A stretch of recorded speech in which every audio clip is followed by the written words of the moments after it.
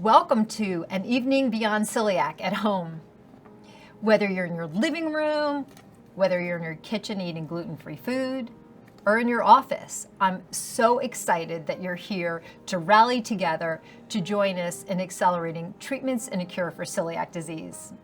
I'm Alice Bast. I'm CEO of Beyond Celiac, and I am so thankful to our community of supporters, to our board, to all of you that has helped us to accelerate treatments and a cure and fund some very, very exciting projects, which I'd like to share with you today. So first we have our diversity project, which is important because we need to represent the entire community that's undiagnosed and diagnosed with celiac disease, which means no matter your ethnicity, your race, your gender, your geography, you need to be counted, you need to be diagnosed, and you need healthy outcomes. And we want to include everyone in clinical trials so that we do have treatments and a cure for celiac disease. Our second project that I want to talk to you about is our gut-brain project. We've heard from you, and we've heard that you suffer from anxiety, depression, brain fog. You can't pull out words. And we understand that gluten, actually incidental or accidental gluten exposure, can even cause neurocognitive effects, which is even some calcification on the brain. And we want to understand how the symptoms that you are feeling when you're glutened, how that manifests in the brain, and what can we do so when treatments and a cure are developed, that they not only treat the GI symptoms, but also treat those neurocognitive symptoms and all extraintestinal symptoms. And lastly, I want to share with you a very exciting project. We're partnered with Janssen, and we're looking at preventing or intercepting celiac disease. This is a very, very exciting project because they're starting to see that there's gut changes, so changes in your intestine before the disease becomes active. And what that means to all of us is that we may be able to intercept the disease or prevent the disease before it starts, along with so much more. I would love for you to go to Beyond Celiac and check out our many science projects, our science plan, and learn more about what you can do to ensure that we have treatments and a cure for celiac disease. And we couldn't do this work without you. We want to thank our board members. We want to thank our supporters. We want to thank our community. We want to thank our scientists, because together we will accelerate treatments and a cure by 2030. And speaking of supporters, I'd like to introduce to you a couple of our champions. They're not only champions, they're our co-chairs for this year's gala, Amy and Bill Green. Thank you, Alice. Thank you, committee, staff, and supporters. We wish we could be together this year, but hopefully next year we'll be able to reunite and have our celebration together. And this is the time. This is the time to give to this very important cause, and there's still time to reach our $250,000 goal. Our daughter, who's now 34, was 2 years old. She was malnutrition. Her belly was distended. We had no idea what was wrong. We had lots of research being done on Allison, and nobody could find out what her problem was. We would have play dates at our house. We would go visit friends for play dates, and Allison would come over to me when we were home, and she would go get her blankie, which was her security, and she would say, "Mommy, I'm ready for my nap." And our friends, my friends, would look at me and say, "Oh my God, how do you have a child that is ready to take a nap? We have to fight with our children to go down." And I proudly would pick her up and take her upstairs and put her in for her nap. But little did I know that she was being malnourished. She was a child.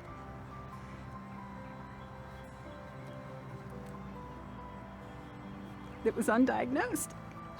And we went for her 2-year checkup. And pediatrician was questioning her lack of growth, her lack of weight gain, and being a parent, I guess I was a little in denial. And anyway, we went forward with many tests, and when it came back celiac and I knew that it was all diet controlled, there was a sense of relief. But that also was 32 years ago. Allison, who is now a beautiful, strong, healthy woman, the mother of almost 3 little girls. We're expecting our 3rd granddaughter in December. We've seen quite an evolution. We really have. And we are thankful to Beyond Celiac. They've had a lot to do with helping us get through this. So when Allison was diagnosed, it was about fear, right? Fear of the unknown. And this disease, and thanks to folks like Alice Bass and the organization of Beyond Celiac, has taken it so far. Even if one of our grandchildren or anybody in our family is diagnosed, it's not going to be the same impact than it was 32 years ago. But it's an incredibly important organization, and giving to this cause is at the top of our list. And how lucky are we that we have it, that fear of the unknown is really no longer there. We now know what we're dealing with. We know how to treat it, but we need support to keep this research going. Amy and I go back with a long-standing relationship with Steve Ravitz. May he rest in peace. He passed last year of COVID, unfortunately. But Steve and the Ravitz family and the Green family have been very involved in many causes in the community. The Ravitz families is involved in many organizations. There's very philanthropic people, and I just love when I see a family like that not only has the ability to write a check, they also get involved. They spend their time, not only their money. Here is just a glimpse into the work of the Ravitz family. My name is Brett Ravitz. I am currently the Vice President of Merchandising for the Ravitz Family Market ShopRite. I got into the supermarket business at a very young age when I'm probably not even a legal worker at the time. I was so young. We would bag groceries for customers, push carts, help customers to their car.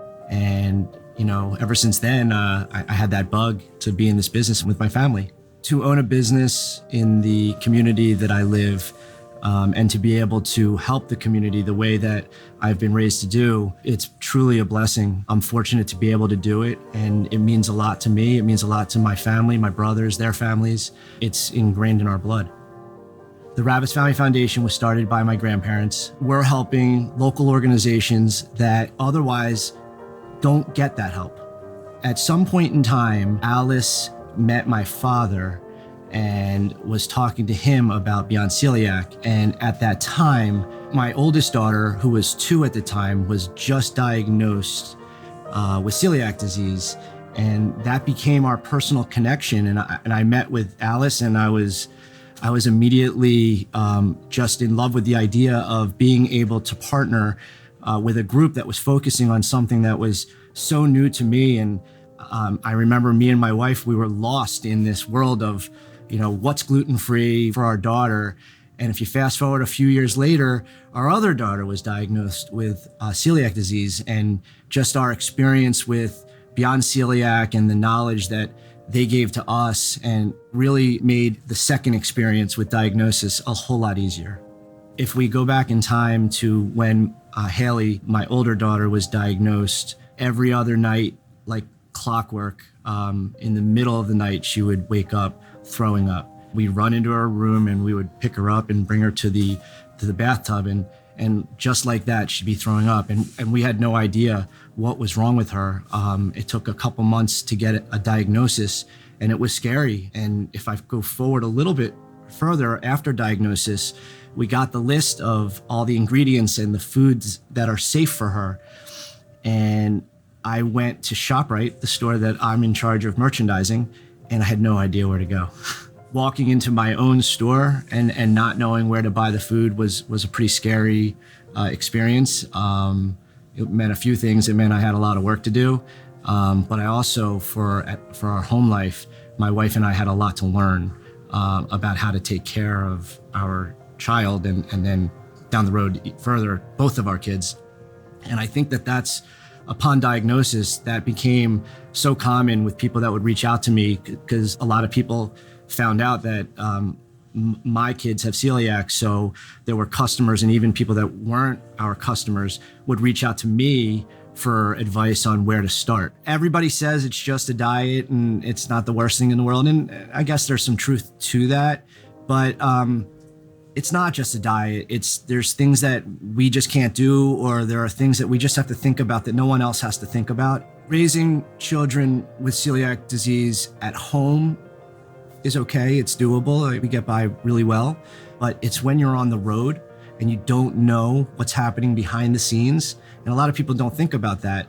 But when you don't know what's going on in that kitchen at the restaurant that is preparing your kids' food, no matter how specific you are with the server, anything can happen, and it has happened. And that's really the reason why a cure is so necessary, so that those suffering from celiac disease have the ultimate answer. One of the sadder moments of raising two children with celiac disease, one was there was an attack, and my youngest daughter was throwing up, and probably around the 8th round of throwing up, she looked at me and she said, "Why do I have this?"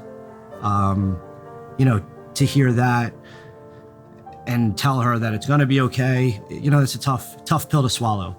Also, when your kid doesn't want to go to a restaurant for fear of getting sick, or doesn't want to go on a vacation because it could happen again, and suffering through that anxiety because it's real, having to parent your way through that is really difficult. And when I hear that we could have a cure, it's really the light at the end of the tunnel that I'm hoping for, and will make the lives of my kids infinitely better.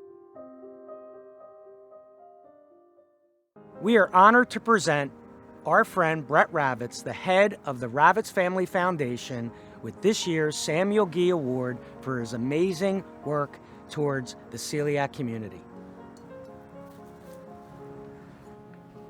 Thank you, Amy and Bill. And thank you, Beyond Celiac community.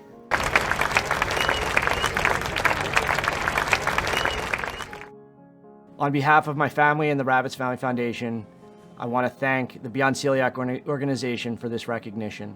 Having two children with celiac disease, I want nothing more for them than to be able to go into any restaurant, any building, any food service operation, and be able to eat safe food.